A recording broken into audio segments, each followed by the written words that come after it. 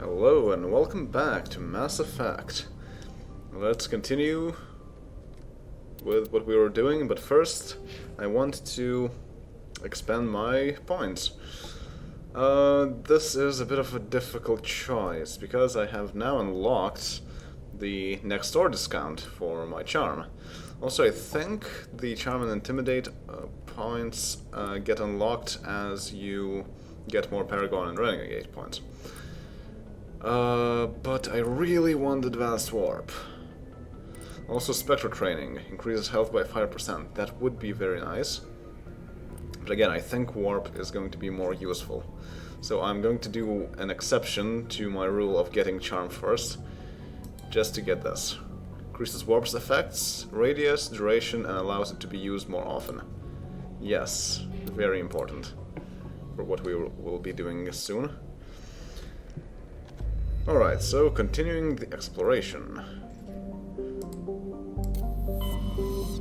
So, as the Codex entry said last time, when you travel to another system, you can see the mass relays connecting each system. You get into one of the systems in it, and then from that system, you have to travel to other systems by FTL flight, because there's no mass relay connecting to other systems in the same cluster. So that's why you will see a different animation once we travel to another place. So let's go to Knossos. Yes. Like this. You can see the front being blue shifted and the end being red shifted, and that's the Doppler's effect. I see something here. Unknown. It's a metallic asteroid. A metal-rich asteroid, 127 kilometers in radius. Heavy metal surveyed. Scans of this large asteroid field have revealed several deposits of platinum. Alright. Another quest item. Anything else in here? No. Okay, Phaistos. Phaistos is a small terrestrial... Okay, it's a small terrestrial with a trace atmosphere of carbon dioxide and xenon. The surface is scorching hot and mainly composed of sulfur and various silicates. There is little of interest on this desolate world. Short orbital period. Long day length though. Low pressure, high temperature, low gravity, just as you would expect from a planet close to the star. But the star doesn't look very bright. Therum. Therum is a distant but rich industrial world claimed by the Human Systems Alliance. Its plentiful heavy metals have fueled the recent manufacturing boom on Earth. Core samples, rich with the fossils of simple silicon-based organisms, indicate Therum was more habitable in the past than it is at present. Perhaps this explains the many Prothean ruins dotting the surface, most of which have been looted by mining corporations. Colony founded 2167. Population 34,000. The capital is Novo Yekaterinburg. Yes. Orbital period 6.4 Earth years. Quite long. The day length is almost like that of Earth. Low atmosphere. Fairly okay temperature and fairly good gravity. We can land. I'm not going to land yet, though. So this is the world with Prothean ruins. Sounds like somewhere you could find Liard Sony, the one that we are tasked to find as a lead to Matra Benezia. Zakros. Zakros is a terrestrial world with a nitrogen-methane atmosphere containing trace amounts of hydrocarbons. Its frigid surface is mainly composed of water ice and hydrocarbon slush. Most of the surface is not solid enough to support the full weight of a landed ship. If approach is necessary, use shells or keep the ship's mass effect envelope up. Frigid surface. Okay. That makes sense. So it's a somewhat water world, but the water is frozen. Alright. But nothing interesting in it.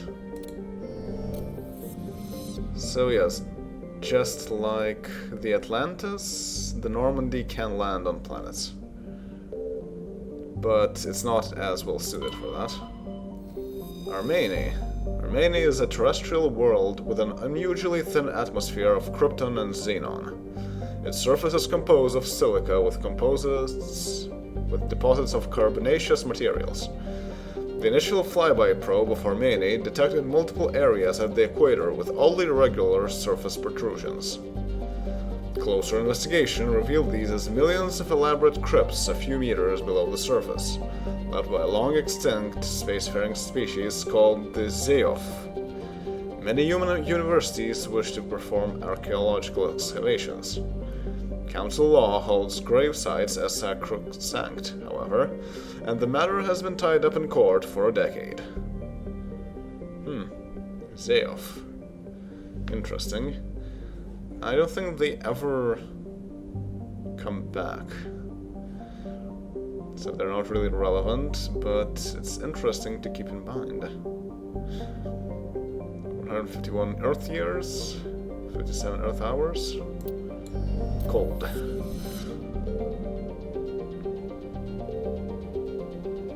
Is there anything else here? No, it doesn't look like it. Is there anything else in this asteroid field?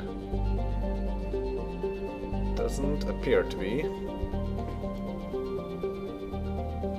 Alright, and the furthest one is Arcanes. A small hydrogen-helium gas giant, Arcanes has been developed as a full-featured, if modest, stopover for ships hauling refined materials from Therum. In addition to a powerful magnetic field to dump drive charge, Arcanes has a largely automated infrastructure of helium-3 refining and deuterium mining on its many water-ice moons. Okay, long orbital period. Large radius, short day length. Gas giant. Survey. Gas deposit surveyed. Scans of this gas giant have detected a large concentration of nitrogen. Okay. So it has both helium-3, deuterium, and nitrogen. Pretty nice planet. Well, if you are in need of gases. Let's see, do we get anything else from this? Some money, some experience, and that's about it. Alright, well, it's time then to land on Therum and see if we can find Liara. Where is it? There it is. Therum. Land.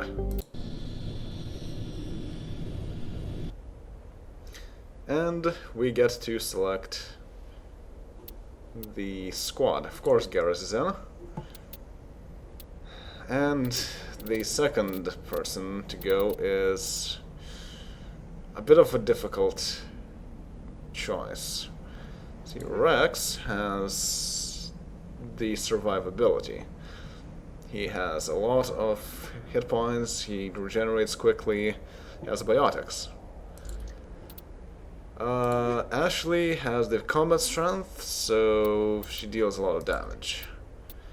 Kaiden has the tech and also biotic skills for support, and this makes it into a more balanced squad. Tali has tech, so I don't think she's in. Well, I might as well try with Kaiden, but yeah, I'm not sure if that's ideal. Well, let's try anyway.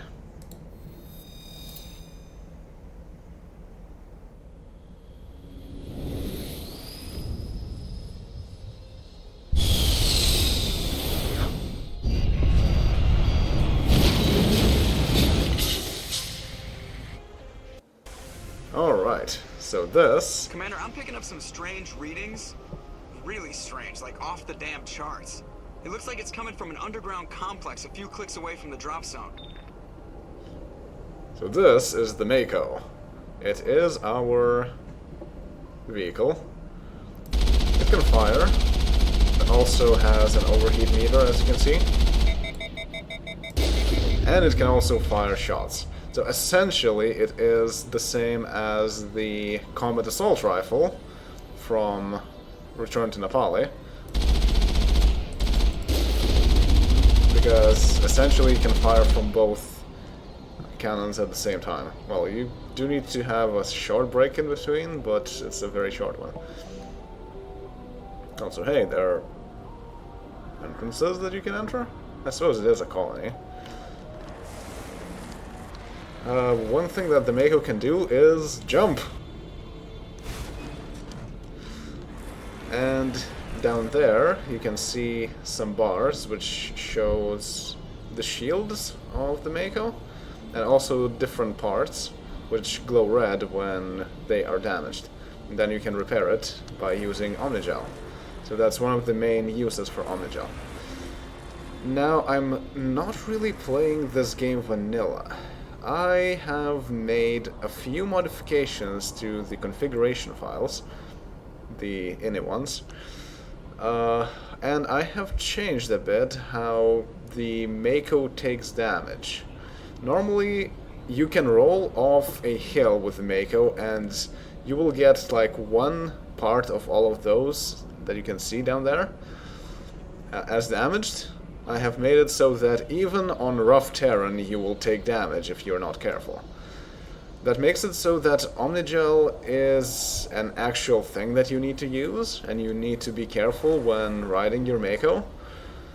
And it also stops you from going directly from one place to another place over a mountain, and not thinking about that maybe it's a good idea to ride around the mountain. So it in fact makes it even nicer to play than the default settings. I will add the options in the configuration files that I use into the description of the video, I think. I'm not sure if the patches that I installed overrode them or not, though. So we'll see. If we don't take a whole lot of damage, then we'll know that it was overridden, and I'll re-add the changes next time. Also, wait, how do you do this? Securing point. Ah, okay. You can exit the vehicle, and we can also go and check out what this is all about. It looks like an entrance to a mine, but there's nothing there. At least it's a dry heap. Huh. Alright. And let's see if we have anything in there. As usual, the game likes hiding things in places.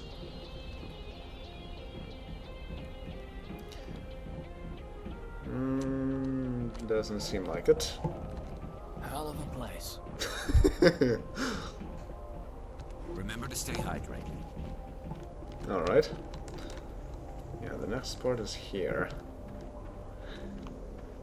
There is lava. And all of the planets that you can land on have really nice landscapes. So that's one thing that I really like about this game. Unfortunately, they messed it up for the second game, but we'll get to that later. Well, same for the third game too, unfortunately.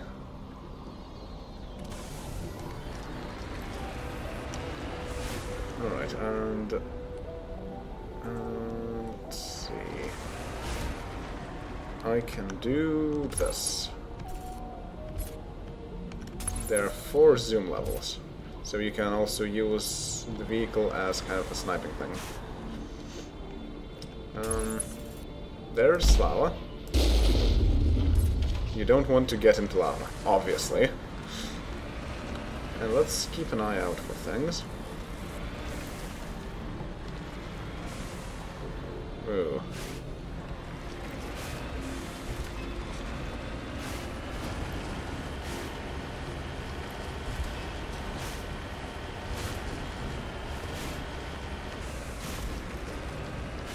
Well, so far it's been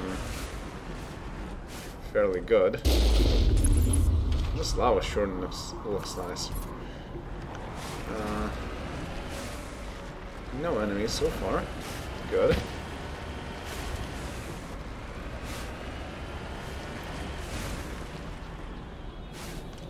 Okay, now we have a fork in the road. No we don't. Because this is not something that you can ride in. Okay. Yeah, I think my changes have been reverted by a patch. Of course, it overrides the configuration file, so that makes sense.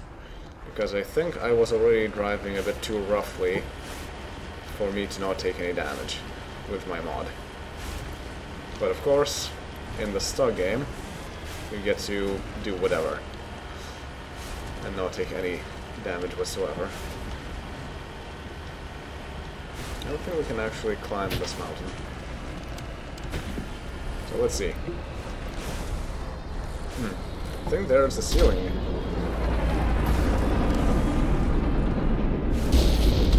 Why, hello there! That's a Geth ship.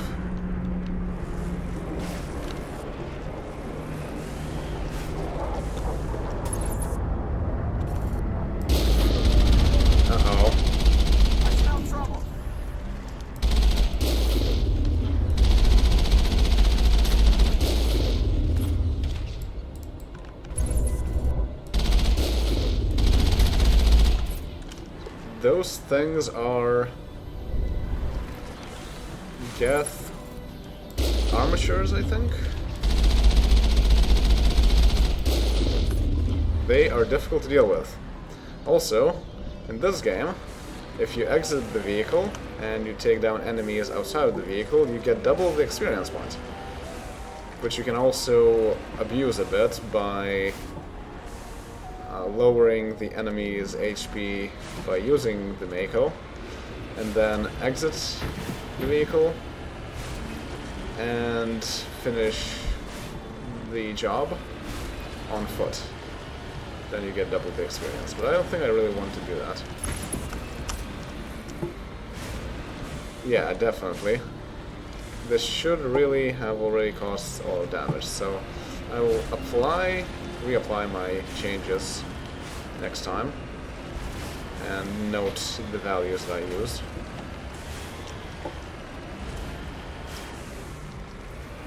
But I suppose it's good to have the first mission a bit easier than what we'll have later on. Also, lava is instant death. Just an FYI.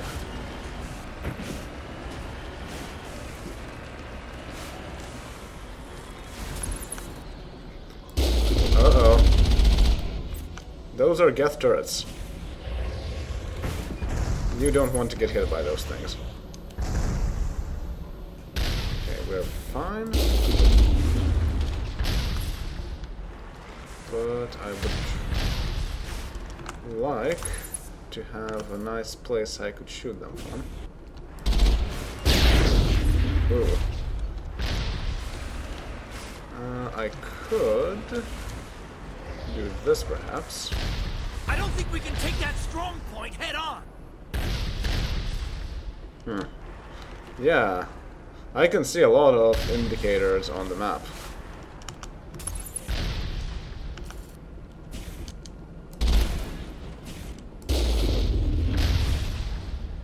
Okay. Alright, one of them is down. As long as only our shields are being hit, we're fine.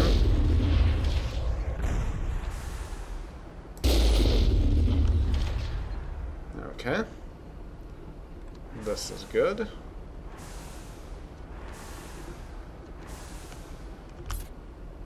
Alright. No more turrets. Nope, there's one more. Oh, I cannot quick save, right. Because it's technically part of a battle.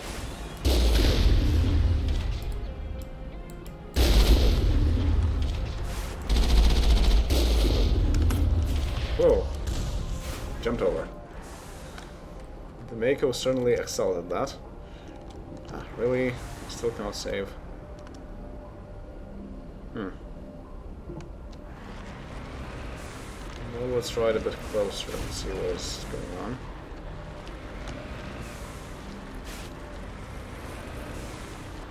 Okay, yeah, so it's basically fortified, and there are enemies inside, and we cannot go through. Not from this point, anyway.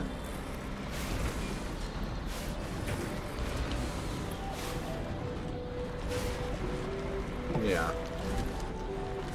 So instead, let's park the Mako here, so that we can obtain it quickly afterwards. Still cannot quick save. I know for a fact that you cannot... Oh, nice. I know for a fact that you cannot really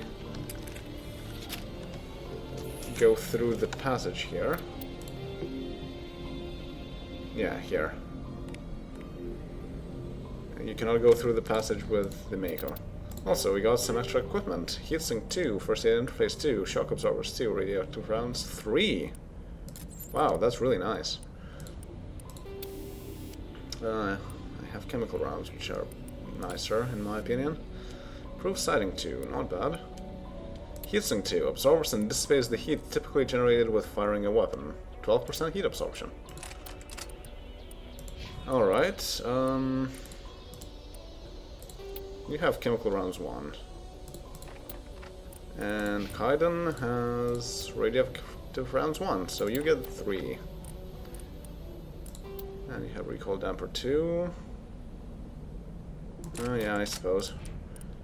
Garrus has nothing. Yeah, so you get a heatsink too. And we also got shock absorbers too. Installing microgravimetric emitters into a combat suit artificially increases mass, providing protection against concussive force, delivering by explosions, high impact ammo, and biotic attacks such as lift or throw. Okay, and first aid interface. Microprocessors wired into a combat suit can monitor vital functions and release small, localized doses of med-gel to accelerate the healing process. Oh, health regen per time. I think you should have that, because you don't have health regen otherwise, I don't think. Have a shield regenerator too, which is good too. I have shield battery, which is nice. I don't think I want shock absorbers. Also, since I'm here, let's also go to squad and give the points to our squad members. So Garrus has decryption. You get more decryption. And...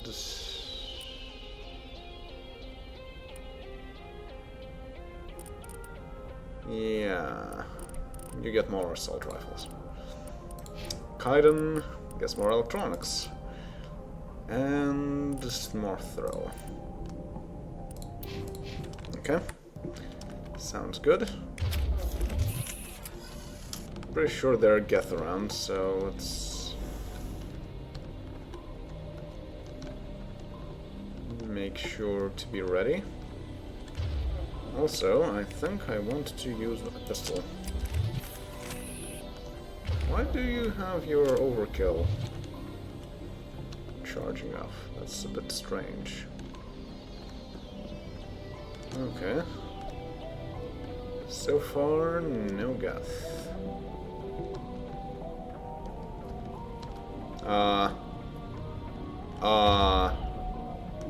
Really? A turret. Are you certain about that? Or does it only activate...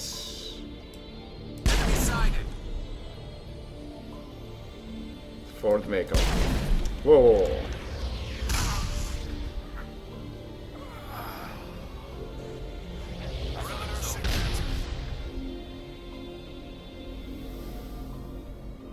Really?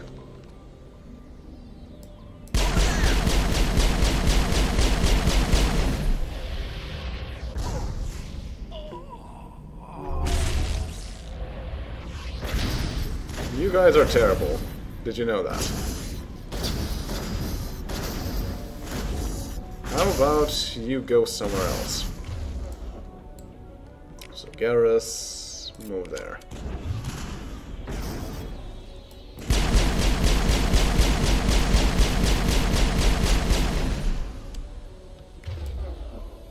Kaiden will be fine as soon as I remove this thing. And what can I do to it? Will warp work? Hard to say. Okay, Kaiden, get over there. Both of you. Shepard's been hit! Oh. Well.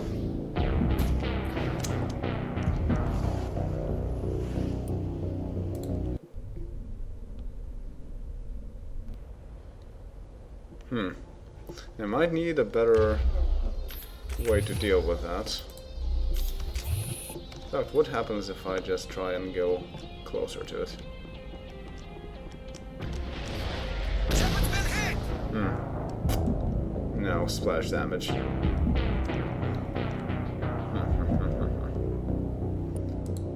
Yeah, basically this mission is going to be very difficult.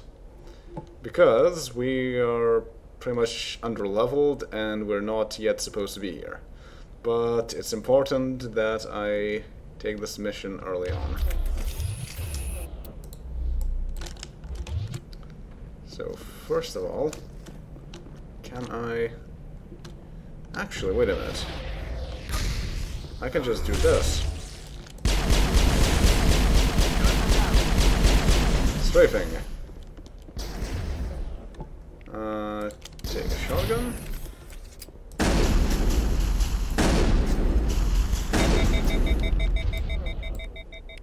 Warp.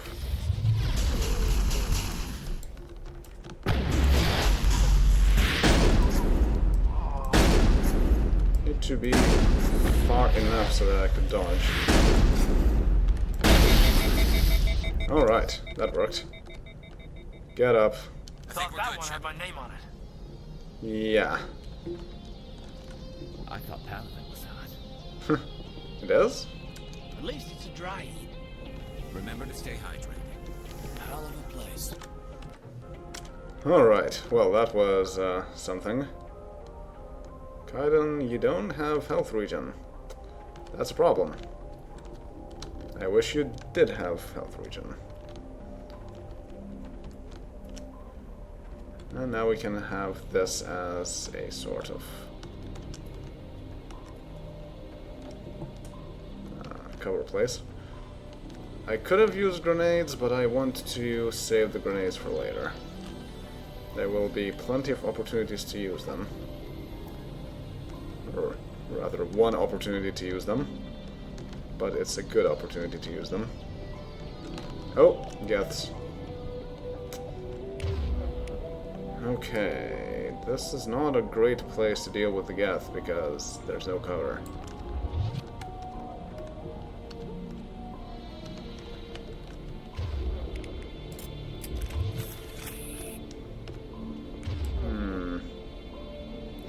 As long as I can open the doors, I will be able to get the Mako through.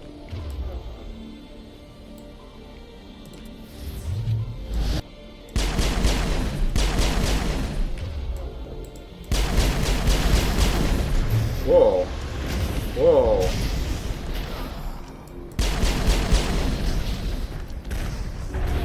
Oh, wait, that's another Geth. Oh yeah, that's that guy. Oh, I got free magic gel, okay.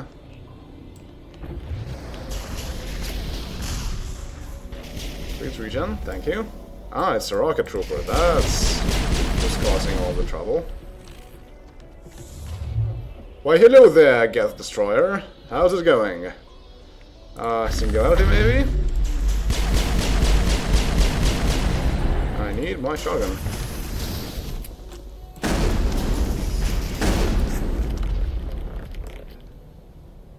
Shock Trooper! Oh dear. Warp. Dead. Level up.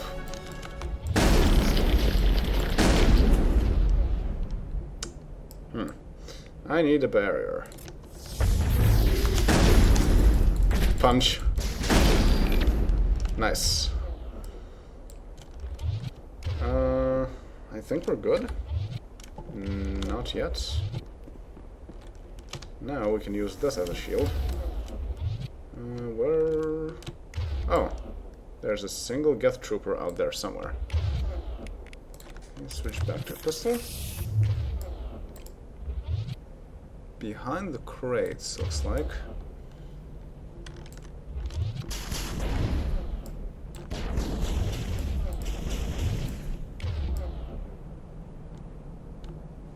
Okay, I think I should go for this as some sort of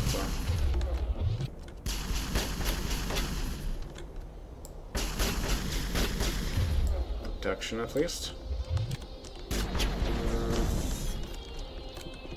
Okay, well, time to storm. Uh-oh, there's another one there. Haha, nice. Okay.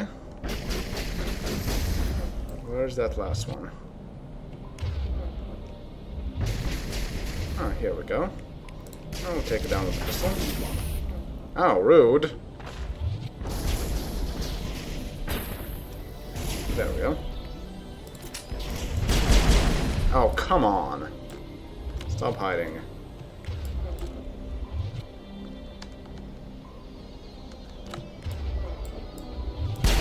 Oh, nice. There's another Geth Trooper.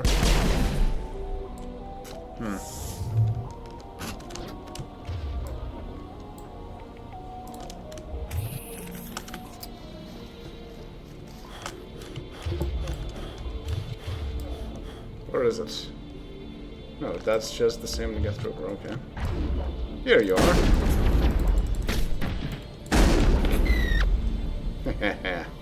Punched.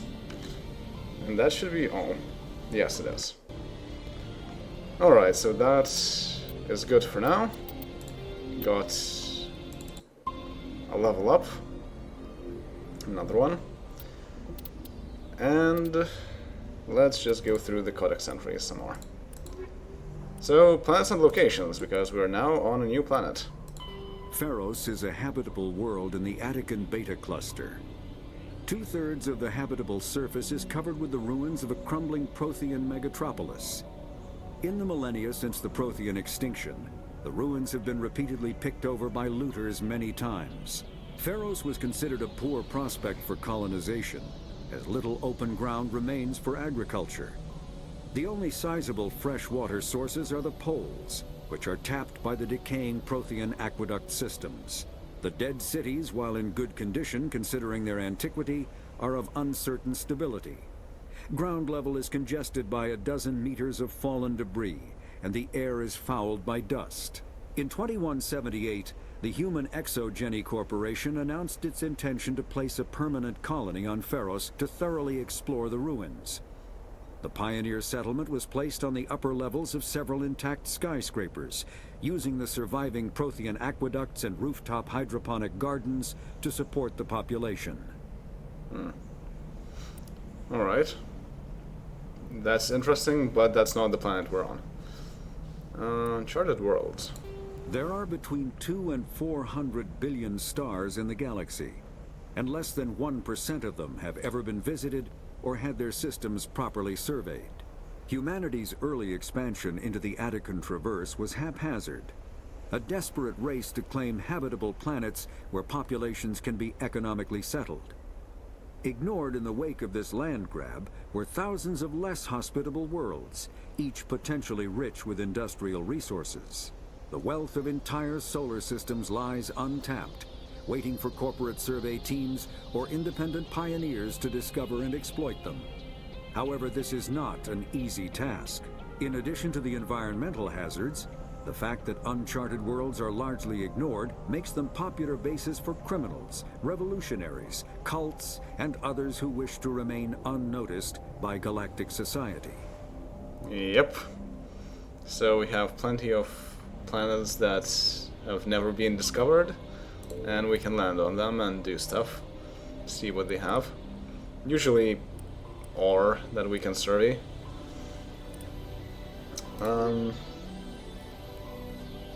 So yeah, let's learn some more about that. Stations. Arcturus Station.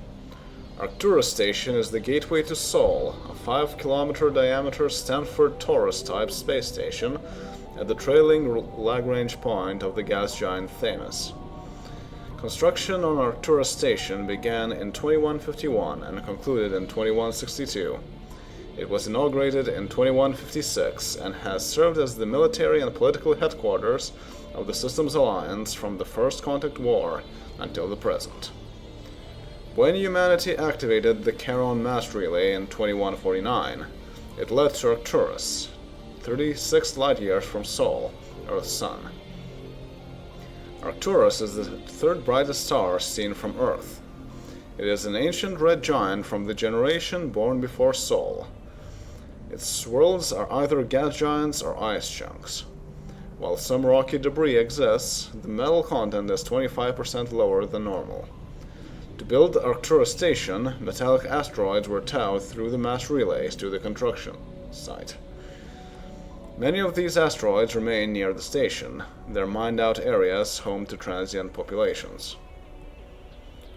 The expense of bringing construction materials into the system was acceptable due to its strategic value. With 3 primary mass relays in addition to the secondary one to Sol, Arcturus is a major communications and military choke point. The Alliance First Fleet is based in Arcturus, where it can guard the gates to Sol and react to incursions in the 3 connected clusters. The station also hosts the Systems Alliance Parliament and the Systems Alliance Military General Headquarters. Its permanent population is approximately 45,000. Arcturus is actually from the galactic halo, one of a cluster of 52 stars that are crashing through the disk of the galaxy. In 1 billion years, Arcturus will be sailing through the depth of extragalactic dark space. Yes, Arcturus is a system that we will visit in the 3rd game. I don't think we get to visit it any sooner, though. But yes, that's all for now, and I will see you next time. Later.